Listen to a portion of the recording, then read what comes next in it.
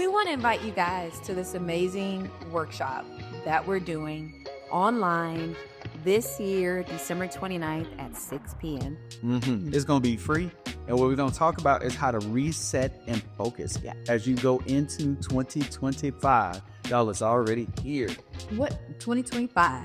The year of the year I thrive. There you go. I won't just survive. I'm going to thrive. In 2025. So it's going to be really good. We're going to give y'all some tips and help you think differently about planning your calendar year. I know our nonprofit is a legacy maker, and the whole goal is to build healthy families that create godly legacy.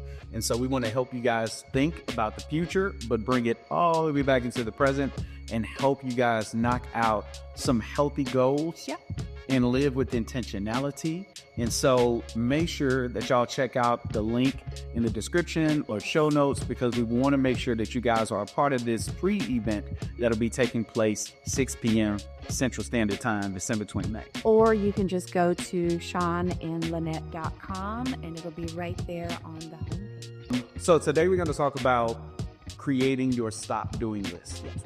This is something that's like super important. We learned this lesson as a leadership lesson a long time ago. Lynette and I, we've been working in business together, and sometimes it is hard for husbands and wives to work together in business. Some of y'all got it real good. We don't have that yet. Yeah. No, we be clashing. I don't have a comment. You don't have a comment. You have to have a comment. That's what the whole point of this is. We have to comment to the people. Sometimes I be struggling. Why you be struggling? Because you can be like real strong. Yes.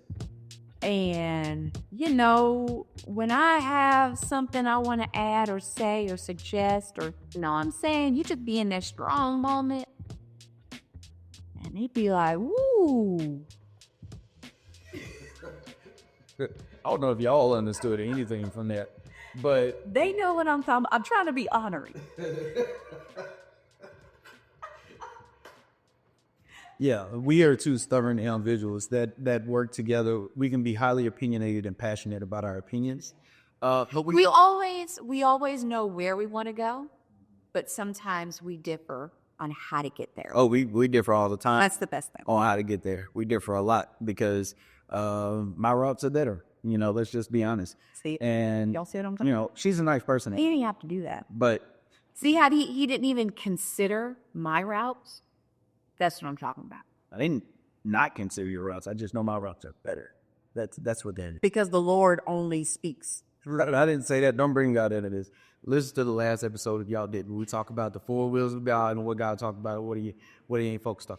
Anyway, all that being said, one of the things that'll really help you guys get to a better place in your planning for next year is to make sure that first you clean out some of the clutter by saying, all right, what are some of the things that I need to stop doing? You know, so often we talk about, I'm going to start doing this in 2025. I'm going to start doing this. And we come up with 100 resolutions without realizing that there's some things that you were doing this year that weren't either productive, they weren't good for your mental health. Yep. Maybe they weren't really beneficial for you in entertainment or anything else like that. They're time moochers. Absolutely. So often we think about the next year and what we want to add to our lives. But I think sometimes before you start adding stuff to do, you need to create a stop doing list. Yep.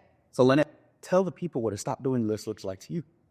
To me, it is sitting down and first off evaluating my day-to-day life, right? So I'm looking at my week and I'm going through what I generally do for the week and where I put my time and all my energy, all that good stuff.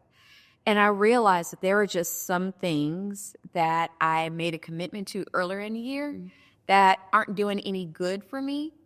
You can also do this financially as well. But time-wise, like maybe I committed to doing something and it's soaking up all my time. It's a higher commitment than I thought it was going to be, all the things. Or maybe it just didn't turn out right, but I'm still kind of connected to it. I'm going to stop doing it. I'm going to make the call, say, hey, I just can't do this anymore. Yeah. Another stop doing is, that's kind of like actions. But for me, the biggest stop doing list is what am I mentally filling my brain with? So a lot of the times, I can be overly motherly, especially when my kids were younger, right? I can overparent. So for me, one of the things at the end of the year, going into the next year, it was like, okay, I need to change how I parent because the amount of weight that comes with that on a brain perspective, it's just too much. I'm carrying too much. I'm thinking about this too much. And it's taking not just my energy, but it's taking all of my thought processes. And so that's one of the things mentally that I would say I need to change and I need to stop. So you're saying in the sense of like micromanaging? In a sense of micromanaging, moving back and giving them freedom to be kids or giving them freedom to do the things that they need to do in order to figure it out. That was some good wisdom out there from your parents. You know, so those are the types of things that I did. It was both, what do I physically need to stop doing? And then mentally, what do I need to just back off? So we got a lot of business owners or they're either business owners or they manage on some level. A lot of our listeners are in leadership on a job or in the church or different things of that nature. So what are some of the things that you would say, because we've had a lot of vision discussions with different companies we were with, different businesses we've started.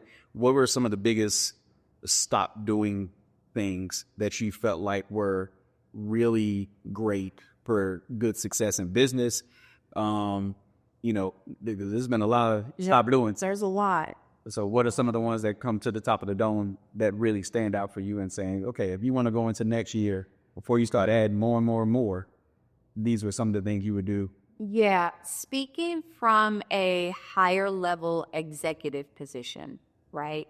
So if you have a staff or if you have volunteers and you're overseeing a company or a business, there are some things that you're probably doing A, B, and C at 100%, right?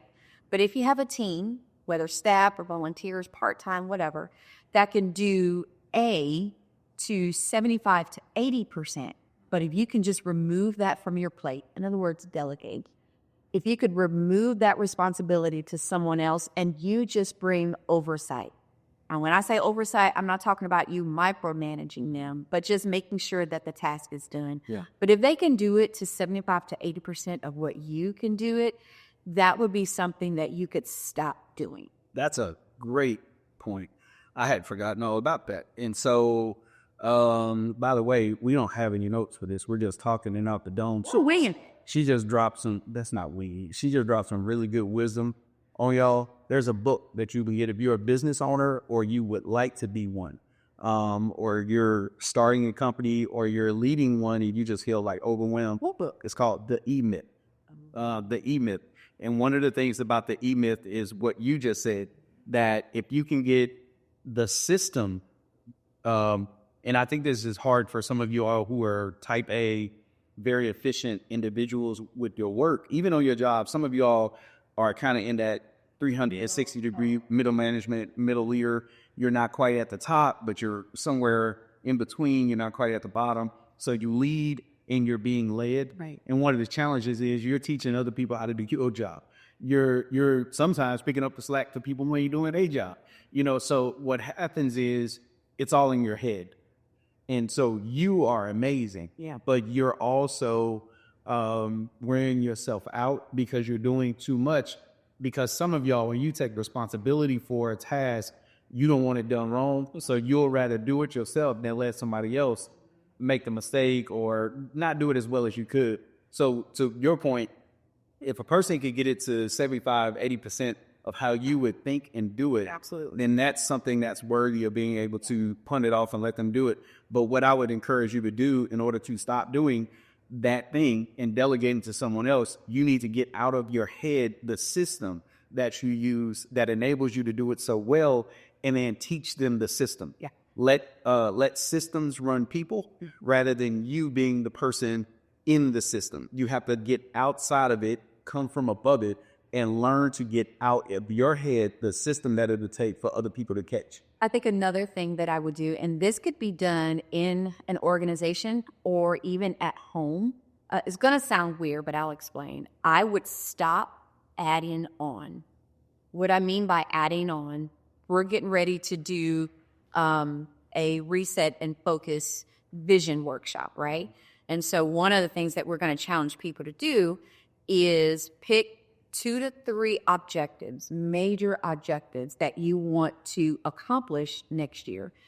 In a family, it could be, hey, I want a vacation. I want to get out of debt. I'm just saying. And I don't know. I want to lose 10 pounds, right? Come on here too much. So those are the 3 objectives that you want to focus on for next year. And then for your business, maybe it's, hey, I need to bring in income by 50% or whatever. You got your Cut expenses by 30%. What I had to stop doing is by the end, I started off at the beginning of the year with those 3 objectives. By the end of the year, I realized that I may have invented an additional 6. And I didn't get anything done. Or I got some done, but it wasn't to the capacity of what I wanted. Sometimes it's great to have good ideas, but not every good idea should be initiated that year. Right. So you may have to be a little bit disciplined in that, hey, this is a great idea. Here's a couple things. This is a great idea. 1, do I need to replace one of my objectives? Ooh, I see what you're doing. Or do I need to put this on the future list for the following year? That when I'm done with one of my objectives, I can replace it. That's really good. Right? And so if you want traction in your family, in your finances, in whatever you're doing in work or life, like you can't do everything at the same time. Mm-hmm. And I'm even learning that right now. Only so much of you to go around. Yeah, there's only so much of you to go around. So like I'm in school right now and, we're doing Legacy Maker. And so in my mind, I'm tallying up the brain space. If someone else comes to me and say, hey, Lynette, can you do this? Like it may seem easy for me to do, but the capacity in my brain of being able to process everything takes on a larger toll than it does on my body. Yeah, and for some people, you have to know your strengths. We love Strength Finder personality assessment. If you haven't done it, it's a game changer. One of the things that some people have achiever in their top 5 or top 10. I have it in my top 10. Yep. So I'm one who I will add to the list. I will add it and add it and add it. Also, remember how we talked about working together? Yeah. So we have the gift of compounding the workload, but some of us, we would go miserable if we didn't have any challenges or things to do. So I think we would have to, for those of us who are like that, we would have to step back and assess and say, we're going to be busy. Busy is not always good, but those of us who have achieved it, we're going to be busy. The question is, am I doing the right things or am I doing gap fillers? And at that point, that type of busy is toxic because it's not necessarily helping us to inch further to the goal line and score a win for what those objectives are. And that's why the objectives are so huge, because you hone in on, okay, if the goal is, I'm going to accomplish these 3 things, the only things that I need to really hone in on are those key objectives as opposed to anything and everything that catches my attention. Yeah. I think for other people, you may have responsibility in your top 5, which if you have responsibility, then what you end up doing is taking psychological ownership of projects and tasks and other people's responsibilities, and everybody knows that you're dependable, so they keep dumping on you. So people with responsibility have to be like really careful what they say yes to, because sometimes you can't say no or let go, and you'll end up being overwhelmed and very frustrated in relationships because other people don't take it as seriously as you do. Yep. So I think that this whole process of what I need to stop doing is important because it gives you this, it gives you a sense of like ownership, I think, of the things that are most important to you. We actually have like a daily agenda, and one of the things that it asks at the top of the daily agenda, what are the 3 most important things to me, and what can only I do that I need to do? Yeah, that's what I was about to say. Asking that question is a good start. What are the things that only I can do? No one else can do these. If I don't do them, things fall apart. And I'm not talking about if I don't clean the kitchen, no one else cleans the kitchen. I'm not talking about that. I'm talking about if I don't do this, if I don't put my hands to it, this falls apart. That's big. And it's your main responsibility. So I think that this challenged us when we first got introduced to this concept, because when you are passionate about so many things, you really do want to you want to see it all grow. But you said something that was kind of cool. Some stuff is not a no, but it's just a not yet. I'm rephrasing it, but sometimes the things that you're stopping for now, it doesn't mean that it will never happen. It just means that it's going to happen later. And so there's a little bit of patience that has to be exercised. Yeah. Patience possessioso. Possessioso. You gotta be at a place of being willing to say, it's cool, I'll get to it, Lord willing. We'll get there. If he wants me to do it, I'll be able to come around to that in the next season. But for now, these things are more foundational and I have to pay more attention to that. Yeah. As a family, so we kind of talked a little bit about business, but just as a family, I think a lot of times people are challenged by this idea of balance. Like they're like, I want a family work-life balance and spirituality and health and all this. And I think one of the challenges that we run into now with TikTok, there's a new something you shouldn't be doing every day. Something you can't eat, somewhere you can't drink, something you can't see, something you can't. After a while you can't do nothing. Yeah, just being still and don't breathe. Yeah, and even at the bathroom. You know what I mean? So it's like, I think there's a lot of information coming at us, but not necessarily a lot of insight into our identity. Like, who am I? And out of who I am flows what I should be doing. And I think the same thing exists for a family. So when we start talking about a stop doing this for a family, I think it should come around this perspective that says, if it's not who we really want to be, why are we still doing this? If it doesn't echo our values Yes. or our family culture, then why are we participating in it? Or if there's a gap in our family values or culture, then what do we have to do to fill that gap? Yeah. Next year, Lord willing, we're looking at launching our Legacy Maker University. Yeah. And we're actually going to roll out more information about that in the future. But this is one of the key things that we hone in on, and we show you guys how to do it. Yeah. But that's really like honing in on, okay, what are our core values as a family? And then anything that doesn't align with it, what you realize is that's a time stealer. Yeah. It may be a joy thief.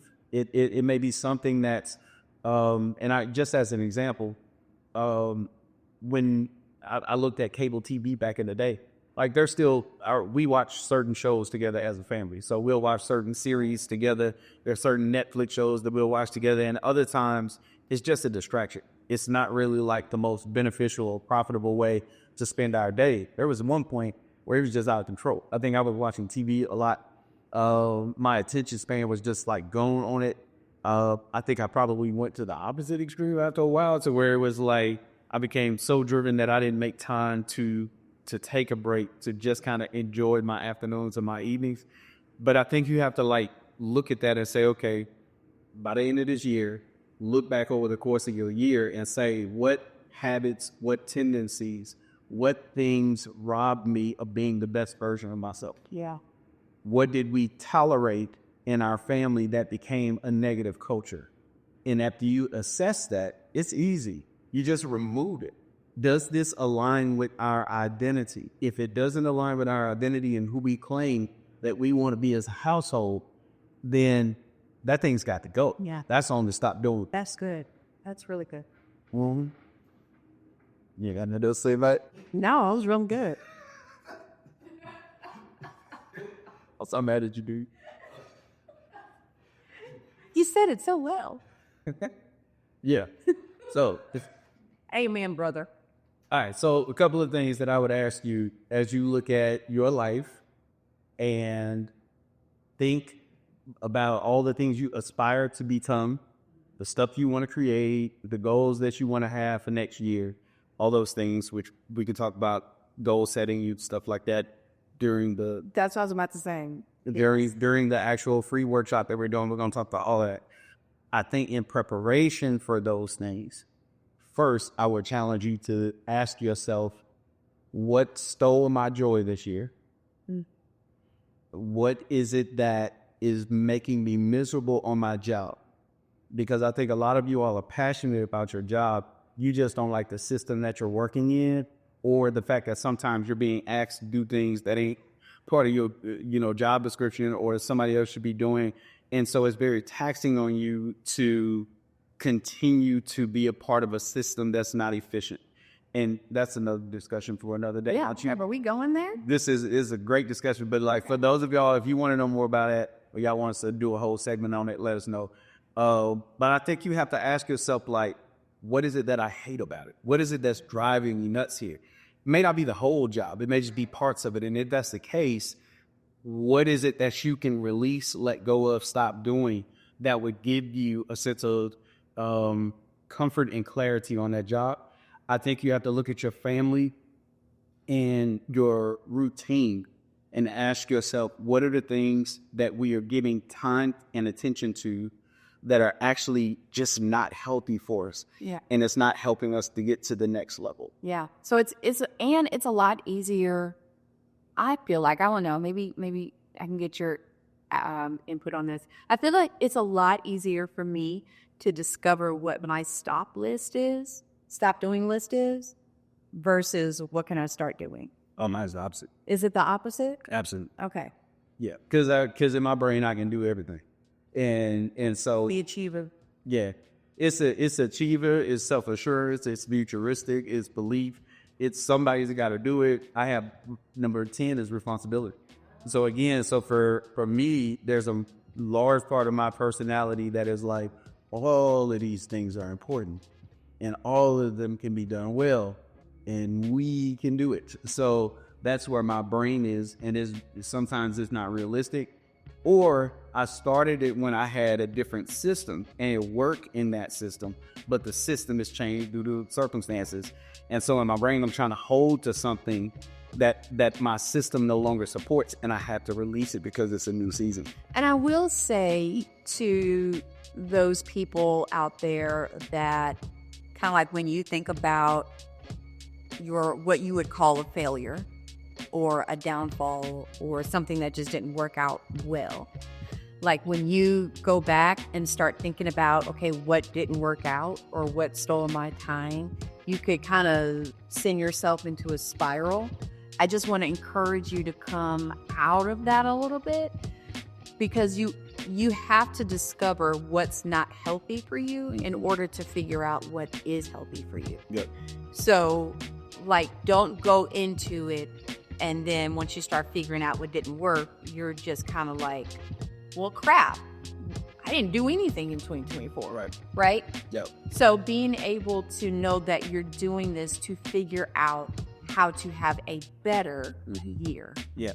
So this is going to be great, man. Y'all got questions about it, make sure y'all reach out to us.